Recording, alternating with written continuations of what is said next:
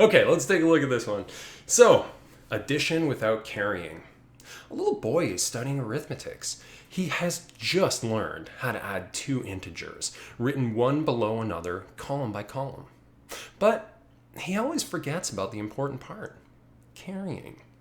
Given two integers, find the result which the little boy will get. Note, the boy used this site as the source of knowledge. Feel free to check it out too if you're not familiar with column addition. Okay, so I haven't taken a look at this site yet. Oh, math is fun! Cool. Yeah, so column addition, I mean, basically the idea is like if we wanted to add something like that, can we just make it play? I mean, what I was going to say is basically we do the 2 and the 1, and we get like a little 3 over here, and then 6 plus 8 would be 14. So, well, technically we're carrying the 1 over here to this non-existent column, and then 0 plus 1. And yeah, we could add like extra leading zeros onto these things if we really wanted to. It's not really going to make a difference here. But maybe that'll actually manifest itself in one of our solutions. We'll see. Anyway, we should get something like 143, and I'll press play on that. If it turns out not to be 143, I'll be really embarrassed, but we'll find out, I guess. Well, that's pretty cool. I wonder how they built this thing. It's a bit slow, but I think I'm getting the point. Yeah, okay, cool. And then, so something like this, I think, is one that would show us like how carrying would work. So we have 12 over here, we put the 2 here, the 1 is going to get carried into the next column. And that'll continue for as many columns as we want to do. I don't know if they have like an example. Yeah, so like here, now we have this extra 1 here. So it's not just 1 plus 1, it's 1 plus 1 plus 1, so we get 3.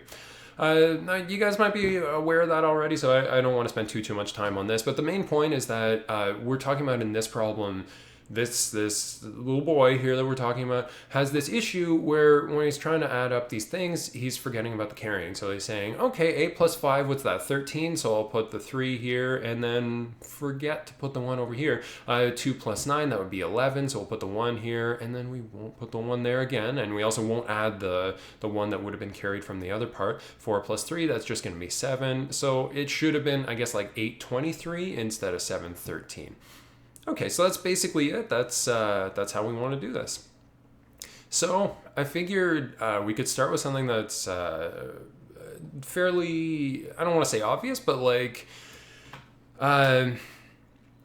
expect, like the way we would expect to sort of do this thing. So basically what I want to do is essentially absorb both of the numbers. I want to dissolve both of the numbers down the way we would normally look at them. So we've looked at this kind of thing before. Now, what we're about to do is a relatively common kind of setup, but I know some people have had issues with this. It's like my background is in math, so it's I take it for granted that this isn't exactly obvious what's going on here. So feel free to let me know if you have any questions about this. Basically, what we're going to do is the way I put it a minute ago is we're going to dissolve the number. So like, for example, if we had a number, let's say n, and it's 1, 2, 3, 4, 5, very creative number, and we wanted to sort of like pick apart the digits here, we could do something like this. We could say while n is greater than 0, okay? While n is greater than 0, we'll say const digit is going to be assigned the value of n mod 10. Okay, so mod 10, we're basically just taking the remainder when we divide by 10. In this case, we get 5, right? So that's going to be our last digit there. Let's just do a little console log with the digit. And then after that, we're going to modify n. So we'll say n is going to be assigned the value of math.floor of n divided by 10. So why are we doing this part over here? Well, basically the idea is that we wanted the 5, right? We wanted the last digit over here. And then once we're done with that digit, we don't want it to just keep returning that digit. And also, while n is greater than 0, if we don't do something like this, then it'll repeat forever. So what this is going to do, we're dividing it by 10. So if we divide this number by 10, we'd get 1234.5. We get something like this. If we round this down, so doing a floor, in other words, if we round it down, we would just get the 1234, which is what we want for the next step. So if that becomes our n, then the next time it runs, digit is going to be the 4. Then we're going to cut that off by doing the math.floor of n divided by 10. Then the next digit's going to be 3, etc. So basically, if we were to run this code here, what we should see, let's get that semicolon. What we should see is this, console logging all the digits, 5, 4, 3, 2, 1. And as Rainbow Sprinkles pointed out, we could just do this, because the thing is, like, if n is 0, that's going to get typecast to false anyway. So if we do while n, it's still going to work. It should give us the exact same result as what we were looking at before. Cool. Well, technically no result, but it should console log the same stuff is what I mean. You know what I mean. Anyway, the point is, let's say, just for example, let's say n is param1. Right? We could do something like that. Param1 in this case was 4, 5, 6. So in terms of column addition, the way we would go through it is we would look at 6 first, then 5, then 4. Right? So 6, then 5, then 4. Cool. It's looking good. What if we did something like this? So I don't really need n there. We've got param1 and param2. So param1 and param1. Yeah. Okay. And I guess we'd say it like that's digit 1, and we could say digit 2 as well, param2 mod 10. Okay, console log digit. I think, you know, we probably get that. So, okay, we've got these two things, and then basically what we're going to do, should we do a variable for this? I'll just say let sum, I'll say let digit sum, there we go, be assigned the value of digit 1 plus digit 2. Okay, cool.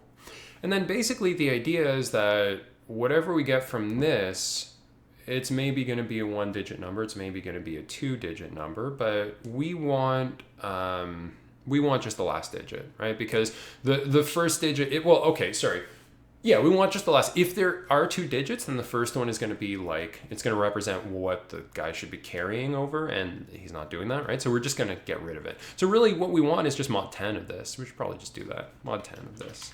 Might as well. Mod 10.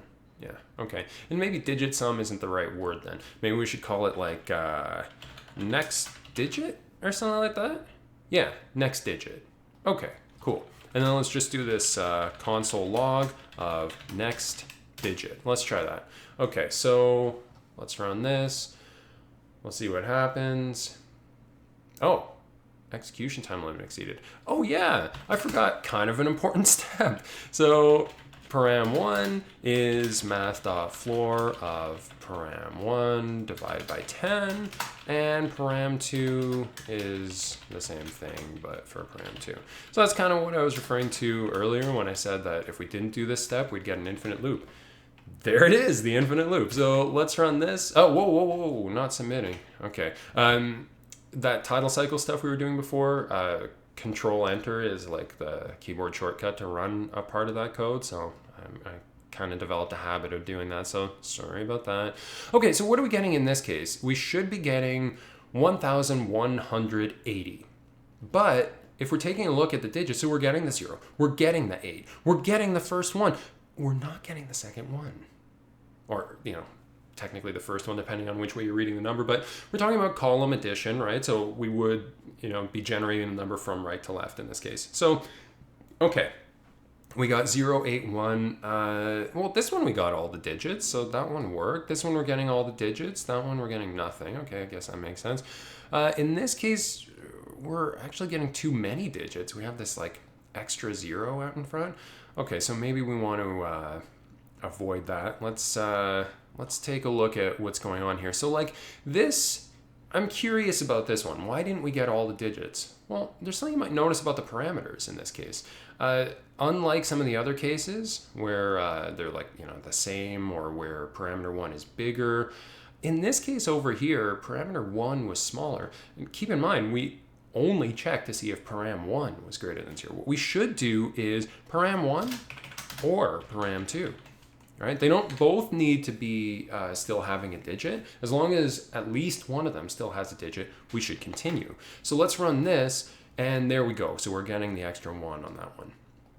Okay, the thing is, we don't want to be just console logging this stuff. We want to actually return the number. So let's get our number. Let's call it, should we call it sum, or let's call it weird sum, because it's not really the sum, right? Okay, so weird sum is going to start as 0.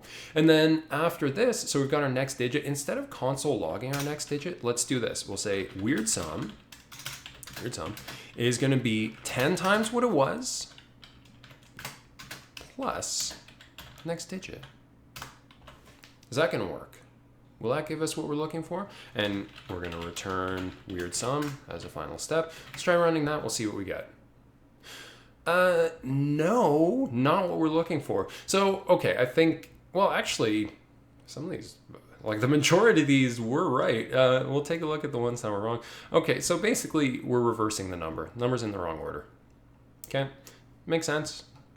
All right, so we don't want to do it this way then. We're not going to say that the number is 10 times what it was plus the digit. I mean, I suppose we could do some kind of tricky like thing where we convert it to a string, then convert to an array, then reverse, then join it, then parse int it. But, you know, at least for now, let's not do that. Okay, so we're going to do this differently. What we're going to need to do here, or at least what we are going to do here, is we're going to have this other variable here, and it's going to be called power.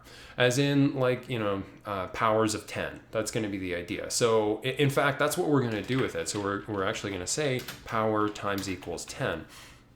Power is something that's going to represent the column that we're currently in. So at the beginning, we're looking at just 1, you know, 10 to the power of 0. So this is the ones column here. Then when we move on to the next column, we want to be looking at the tens, right? So this is the tens column, this would be the hundreds column, the thousands column, etc., right? So basically the idea is that we need to be increasing this power. We need to be multiplying it by 10. So it goes from 1 to 10 to 100 to 1,000, etc., if necessary.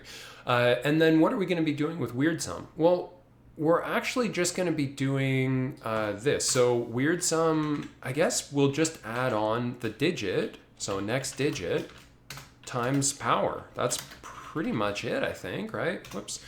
Because like, okay, so if next digit, what was it in this case? So we started with like 0, 8, 1, and 1, right? Okay, so if it's 0, we'll do 0 times 1. Well, that's still just 0. Then the next one is 8. And power has been increased to 10 at that point. Maybe I should draw this out. That's probably a good idea. I have a little bit of real estate over here. Let's just get a sick color in the mix. Okay, cool. So we've got weird sum, WS, and we've got power. Okay, and I guess I'll say next digit as well. Okay, so basically weird sum starts as 0, power is 1, and then the next digit, well, I guess these are the starting conditions, so we don't have a next digit. But in the first case here, the next digit ended up being 0, so, and power was 1.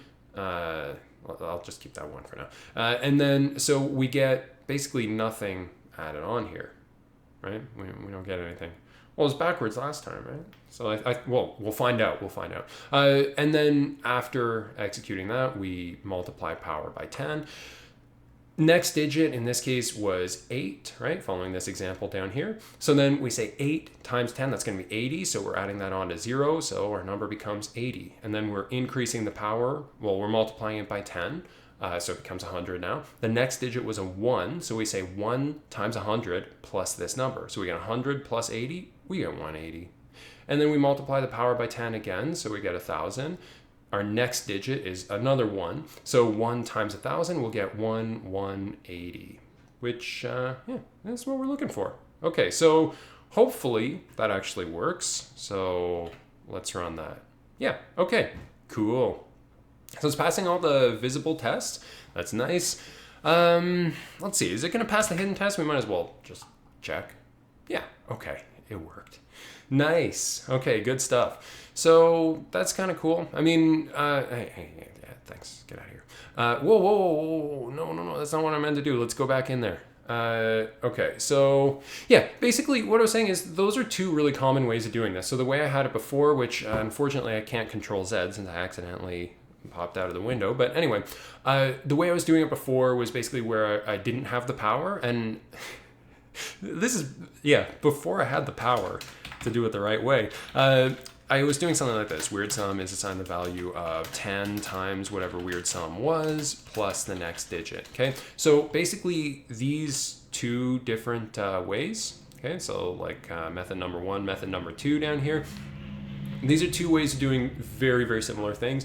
Basically, they're the same thing, but they put the number in reverse order. Okay, so basically this was the order we want. This was the reverse of what we wanted. So I'll get rid of that for now. Okay, so ultimately, I think we've got something pretty good here. I suppose we're not really doing anything with next digit. We're not modifying it, so it could be a constant. And I was kind of thinking, like, we've got these two constants here. Could we do, like, a destructuring assignment? Could we do something like this?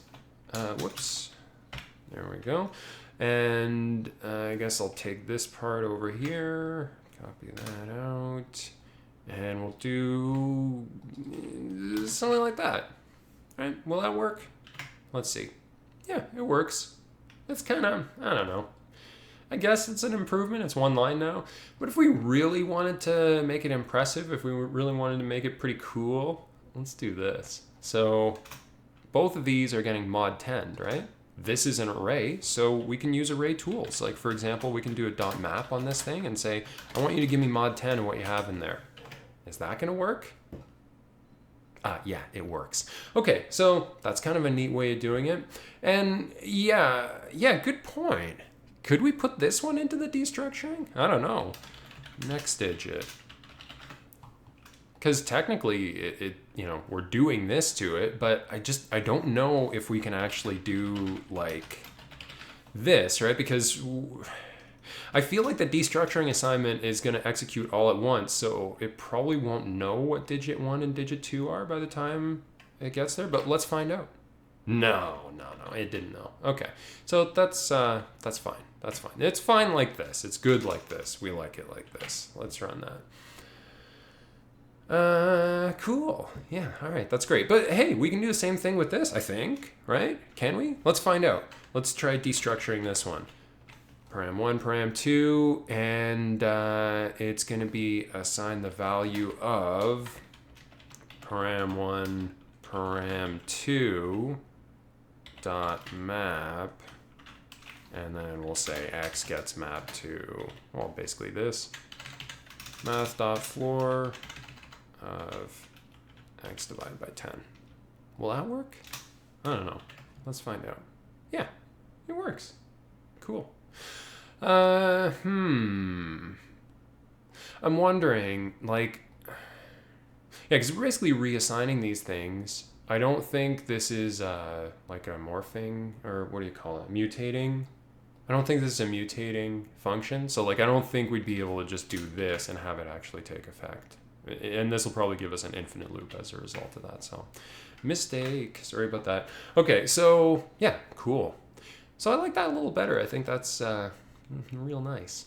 Okay, cool. And yeah, it's important that these ones are lets and not const, like the ones below, because we actually are changing both weird sum and power. Okay, cool. So are we done with that then? It works, right? It passes all the hiddens? Passes all the hiddens? Does it pass all the hiddens? I hope it passes all the hiddens.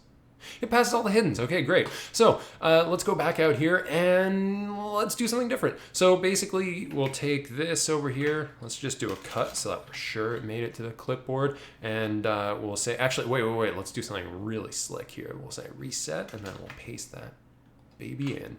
Okay, cool. So now if I run this and just say null. Okay, cool. Great. Let's get that out of here. Let's forget it even happened. Okay, cool. So we're going to start fresh. We're going to do something totally new, totally exciting. We're going to do something that's like, I don't want to say obvious again. Like, it's not another obvious way of doing it, but it's another way that I think is probably relatively common when it comes to this kind of stuff. We're going to convert to strings, okay? So we're going to say we're going to go right for the destructuring stuff here. I believe you guys can handle it. I mean, we did a lot of destructuring below, but hey, if you have any questions, let me know, my dudes. Okay, here we go. So we'll do a map on this thing, and again, I'm just using X for these, but if you wanted, you could make it something more descriptive, like just make it param or something like that. The main thing is I'm saying we've got string 1 and string 2, and these are going to be like the string versions of these numbers. And yeah, I know, they're pretty gross.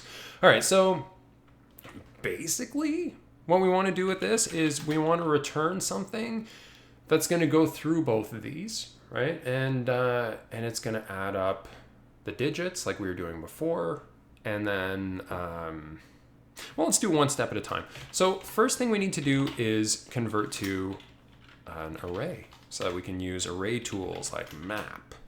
And map, let's say we've got our digit and we've got our index. Okay, we're going to map to this. And basically we'll say parse int of our digit, because remember it's a string right now, plus parse int of the other digit, which would basically be like string 2 at I, because I is like whatever index this digit's on. And we basically want to take that and do a mod 10 on it, right? I think. Hopefully I have the parentheses in the right spot. Yeah, mod 10 on that thing. Okay, let's see what we're getting from this. And you might be looking at this and saying, but wait, is that okay? You're not going from right to left like you were doing before. Is this going to be okay? And the answer is no. It's not. We're not getting the right values here. We're really not getting the right values here. Well, hey, we did get the right values in this case, so maybe it's just because they're the same length. Maybe that helps. Yeah, they're the same length. They're the same length. So it looks like if they're the same length, we're getting the right thing. But if they're not the same length, we're not. And that kind of makes sense, because if we're going from left to right, then in terms of the way like the numbers would be lined up, it'd be more like this, right? So we'd be doing 4 plus 1, 5. 5 plus 7, well, that'd be 12. So we get the 2 from that. 6 plus 3, well, that's just 9. And this is a 0. So we're not going to go any further there. So, okay. What we'd like is for there to be sort of like a 0 out in front, like a leading 0, right? Something like this, or more accurately like this, so that they're actually properly lined up. That's what we want. And if we do put leading zeros in front of whichever ones are lacking them, then it won't matter if we go from right to left or from left to right. It would matter if we were including the carries here, if we were actually carrying the tens column numbers. But in this case, since we're not, we actually don't need to worry about which direction we go through it, as long as the strings are the same length, or the numbers. Well, it's strings, because numbers wouldn't have leading zeros. So how are we going to do this? We'll basically put in the leading zeros. Okay. So the problem with this is we don't really know which one of these strings is longer than the other. And in fact, maybe it's neither of them. So we'll do something like this. We'll say, well, hey, as long as string 1 is shorter than string 2, then we need to put a 0 on the front of that. We need a leading 0. So let's put a leading 0 and then add that to the beginning of string 1. But what if string 1 isn't the shorter one? What if it's string 2? Well, in that case, we say string 2 dot length. Well, that's less than string 1 dot length. Well, we'll take string 2 and we'll put a big old leading 0 in front of that. Let's see if that works now. Well, hey, look at that. 1180, that's what we're looking for. 99999, that's what we're looking for. This one was right before, but it's still right. That's what we're looking for. 0, that's what we're looking for. And this, well, that's more or less what we're looking for. I mean, okay, we're going to do something like this, right, where we join it together so that it becomes a unified string. And after we do that, then we're going to want to parse int this thing so that's actually a number. Now notice this one still doesn't quite match up as a string, but if we do our parse int on this thing, then it should kill the leading 0. Okay, so that's good. Now there's one more thing I want to talk about here, and like if we look at this, it's kind of gross how long that line is. It's kind of, too big.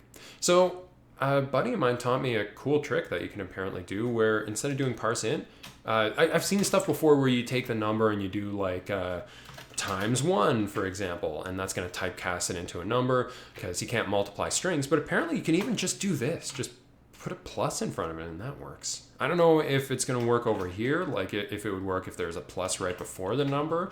Wow, yeah, apparently it does work, but it looks really weird. So like, I don't know. For me, I don't mind just typing out parse int. I think it's probably worth it, but we'll keep these in here for now just as like kind of a cool trick, kind of a hack, I mean, use this if you're code golfing, I guess. I don't know if you'd want to use it all the time. I don't know if it'd be clear to the reader is my issue with it, right? Like nothing about a plus really implies to me that we're talking about numbers over strings. That's a string operation too, right? So, okay. All right, I think this is working. Well, hold on a sec. Did I? Yeah, I submitted it. Okay, so that's good. Let's see. I guess we'll just copy this one for now. We'll do a cut to make sure it's there on the clipboard. Actually, wait. Okay, we're gonna put this. We're gonna archive it with our other friend down there. So we'll say this is version 2, and we'll copy all this stuff. We'll cut it out. We'll reset the code, confirmed, and we'll paste it back in. Now we got our archives down there. Okay, cool. All right, so yeah, that's those are 2 ways of doing it. We sort of have like the numerical way of doing it. We have the string way of doing it. I thought of another way of doing it. I think it might be a little silly, but we'll give it a try. So basically, if we think about let's just recap what we've done so far. For this one over here, where we were looking at them as strings, we basically said, okay, get the strings, get the string versions of these, fill in all the leading zeros so that the numbers are the same length. And then at that point, it doesn't matter if you go through it from left or right. So let's just go from the left and do a quick map on this thing. It's efficient. So, we could probably even find a way to bring this one down to 1 line. That's my prediction. But who knows? We're not going to do it here, that's for sure. Like Rainbow pointed out, the strings, I don't know. Converting to a string when we're dealing with numbers, it's kind of icky, I guess. This one was a little better, I think, because we were just keeping them numbers the whole way through. I think this one was like quite mathematical, but basically the idea is that we're just constructing. This is like the way a 3D printer would do it, right? So a 3D printer is like additive manufacturing, right? So they basically just create what they need, right? So this is like a 3D printer. Now what we're about to do is going to be more like a sculpture. We're going to start with a big block of something and we're going to chip away at it until we have what we want. So we're going to do it numerically. Rainbow asks, can we do it with binary tricks? That's a good question. I'm going to speculate a little bit later on about other ways that I think it could be done, but this is the last one that we're going to attempt, and it's not going to use binary, so sorry.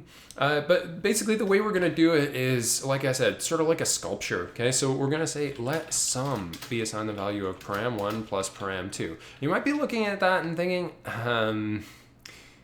0. Come on, man. This is going to add them up with the carries. This isn't what you want. Look, if you return sum at this, hey, jeez. If you return sum at this point, you're not going to get the right thing. So yeah, it carried the numbers. Okay, so we're going to have to get rid of the carries. That's basically the idea. So how are we going to do that? Well, basically we're going to go through and we're going to use something like the powers we saw before. So we're going to say let power be assigned the value of 1. Power is less than sum, and power times equals 10. I'm going to explain this power is less than sum in just a second. Well, actually, I'll explain it now. I might as well. Okay, so basically sum is going to give us a number that's like bigger than this number, right? But probably not that much bigger than this number, like not by more than 1 order of magnitude, okay? Because the maximum this could be would be like it could have a 1 to the left of it, but that's about it, right? And keep in mind, we're talking about addition here. This isn't multiplication. So what we're about to do here is going to rely on a bit of a trick, which is that the only kinds of carries that we can have in addition are carries of 1, okay? You can't add 2 numbers and get you can't add 2 digits and get 20 or more than that, You can't do it. We don't have digits that big, at least not in decimal, right? So you can't get 20 by adding 2 digits together. The biggest number you can get by adding 2 digits together is 18.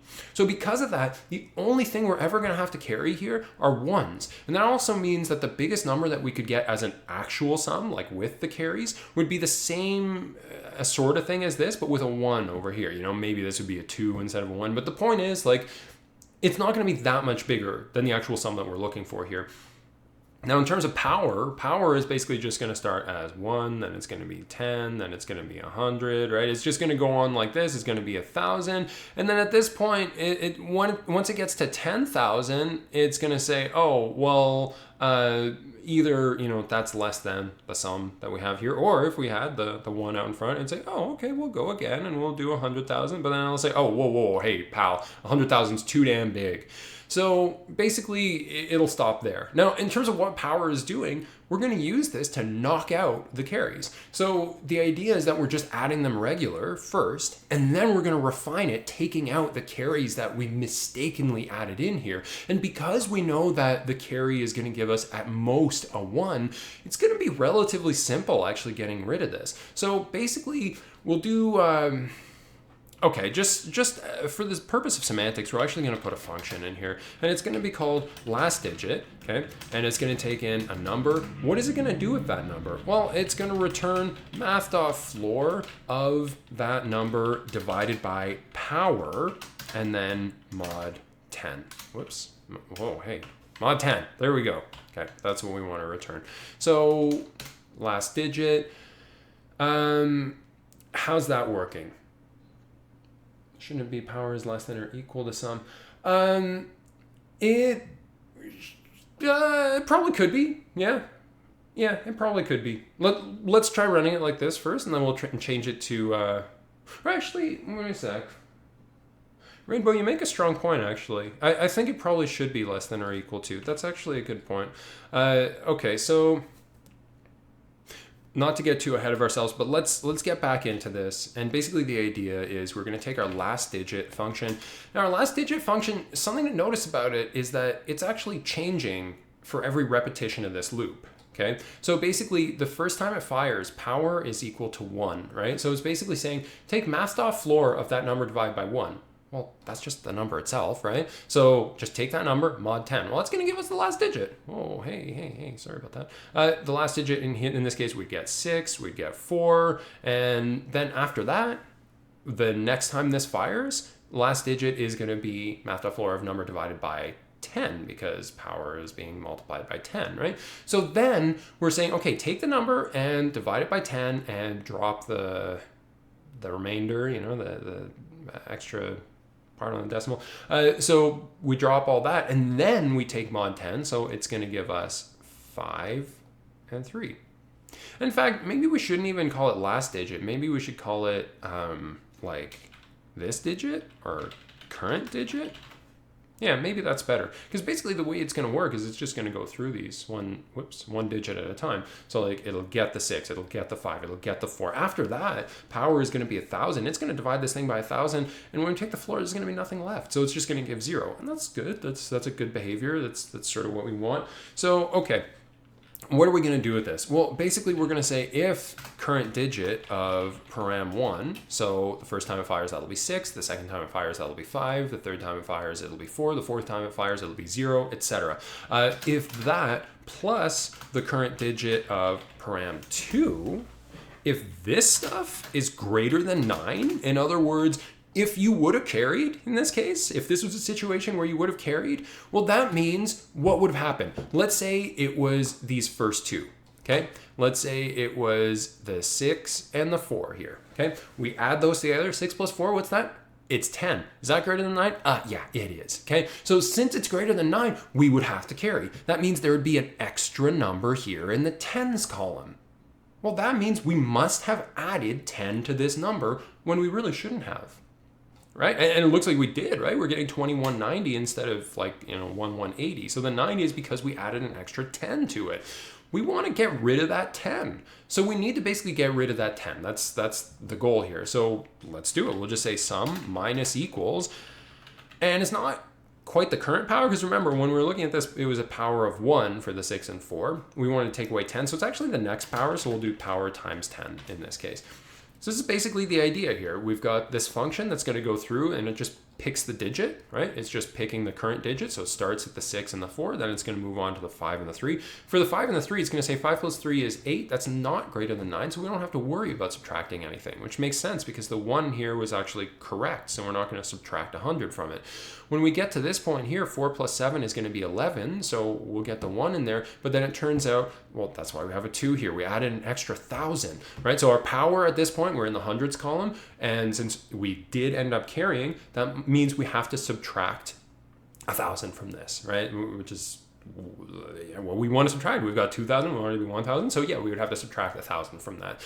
Now, in case you're wondering, how do you know it's exactly 1,000 you need to subtract and not 2,000, 3,000, 4,000?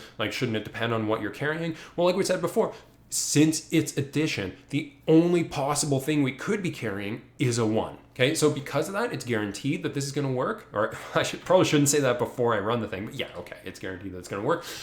The thing about this is if this was multiplication, we would have to be a lot more careful about this step right here. If it was multiplication, we would actually have to say, oh, okay, well, how much greater is it? What would be in the tens column there? And that's how much we're going to have to subtract out from it. But in this case, yeah, we can sort of use that that guaranteed constraint to our advantage to sort of simplify the code. Okay, now basically, I'm trying to think of the exact example here, but let's see. If it was something like maybe 900 plus 100, let's try running that. I'm trying to think of an example that would fail if this was not less than or equal to, but would pass if it was a less than or equal to. So I think if we had something like a 900 plus 100, basically the way we would be going through is first it would add them up, find the sum. The sum here would be 1,000, right? But if we're not carrying, we should actually expect to get 0, right, without carries. So in this case, so the actual sum is 1,000. We want to say power is less than or equal to sum. Yeah, so since the sum is 1,000, we want the power to actually get to 1,000 so that it can actually subtract out that part there. So yeah, okay, let's try that as a custom test. So 900 versus 100, and we should expect the output to be 0. If we run the test, I believe this will work. Yes, it does. And if we cut that out, let's try running the test. It actually still works. Oh, okay. Why does it still work? Let's see. Oh, this is why it still works. It's okay. Yeah, it doesn't actually need to be as great as 1,000 for that to work. It's fine if it's only as big as 100 because remember this is power times 10. So basically, this would become 1,000. So okay, yeah, we don't actually need to worry about that. But close call. I'm glad you pointed it out. Okay, so we've got 3 different ways of doing this. Have we tried passing all the hidden tests with this? Let's give it a run. Okay, cool. Nice.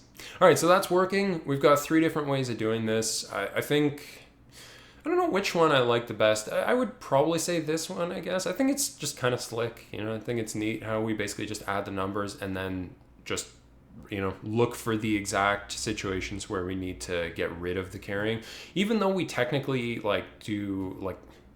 we technically have a bigger number and then we're subtracting from it instead of just constructing the number that we want. Like they say, subtractive manufacturing is more wasteful, right? Because you're starting with like this big block of stuff, maybe wood or whatever, you're cutting away at it, as opposed to like a 3D printer, which is basically just adding up what you need.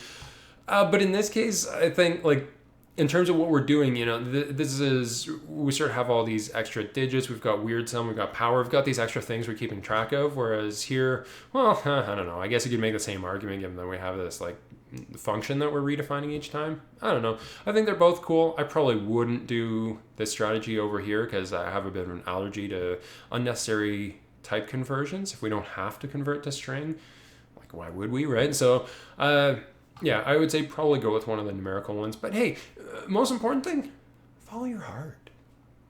Do what feels right to you. We should probably also be concerned with efficiency and stuff like that. Anyway, okay, I think that's it for that one.